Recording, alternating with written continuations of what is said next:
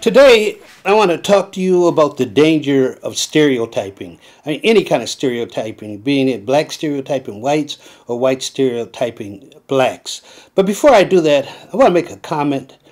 To those of you who are responding to the Robert E. Lee attempt to change the name of that school, and are also responding to young Kayla Wilson, some of the comments that you are posting, let me just say, they're just disgusting. They're just disgusting.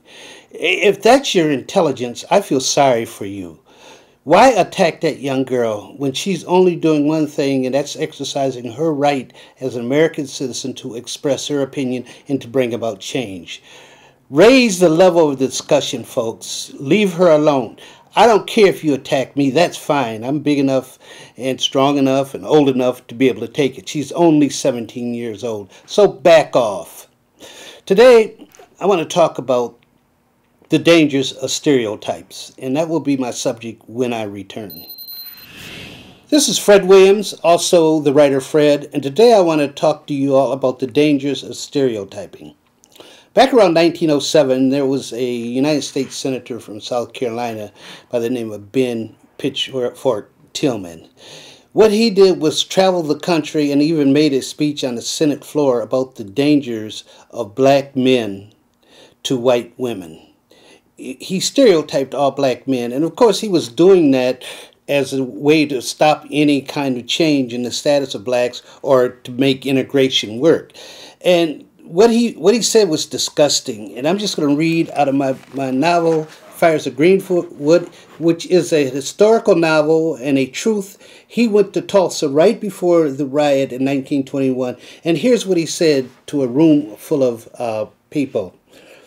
The problem with the Negro man is that he is an animalistic appetite for the white woman.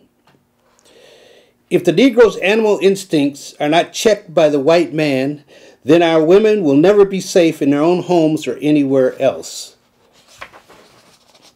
I had to visit a precious 13-year-old angel of a girl, notice angel of a girl, who had been attacked by using the N-word. He raped and beat her and took her innocence away. When I left the hospital, I wanted to kill that monster with my bare hands. The good white people of the town found that inn and immediately took him to a tree with a good hanging branch. They strung up that coon, feet first, cut off his genitals, and all the while he was still alive, then took a match and some kerosene and burnt his filthy body. Notice what Tillman does. He paints this black man as a beast. First he starts out by talking about the bestiality of the black man. Then he uses an example. The innocence of the angel of this young white girl and the bestiality of this animal who attacked her and did harm to her. So let's fast forward now from back then to today. Last week on his television show on Fox, Bill O'Reilly placed a picture of two black men and this white woman, blonde, blue-eyed white woman, and these two guys have been accused of a home invasion and having actually killed her. He juxtaposed the two, the beast and the angel. Bill O'Reilly knows better than that, because those two men, and he actually, of course, was pointing out that they were black. Did he make a distinction and say, now, I know this is not all black men, and I know this is extreme? No, he didn't say that. Just like Ben Pitchfork Tillman never made an exception, saying that that man that killed that white girl back then was different. Then Bill O'Reilly switched and showed a scene, actual real scene from New Orleans, Louisiana, where this black man evidently looks like he's trying to kidnap this white woman, and this white guy comes from nowhere and helps her to escape. The black man then takes a gun and shoots the white man, and then he goes over and tries to shoot him a number of times. Of course, the gun doesn't go off and the man lives.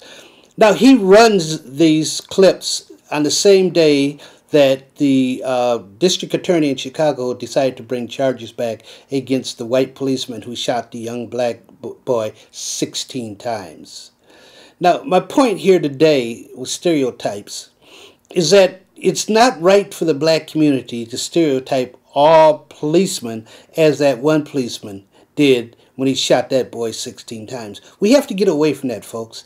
Then on the other hand, it's not right for Bill O'Reilly to put the picture of those two black boys up there juxtaposed against the white woman so that you get the idea that black men are a danger to white women. These are stereotypes, folks, and it's getting out of hand, and we all have to start to do something about it. We all have to take a stand. We all have to be more reasonable. Come on, folks. Let's act like we have a better country than that. Let's try to stay together. Let's try to get beyond this nonsense and do what's right. Just like you all who are sending in those nasty, nasty comments about Kayla Wilson. You need to stop that. Now, I'm going to say I know that's not typical of our friendly white citizens that we have in this city.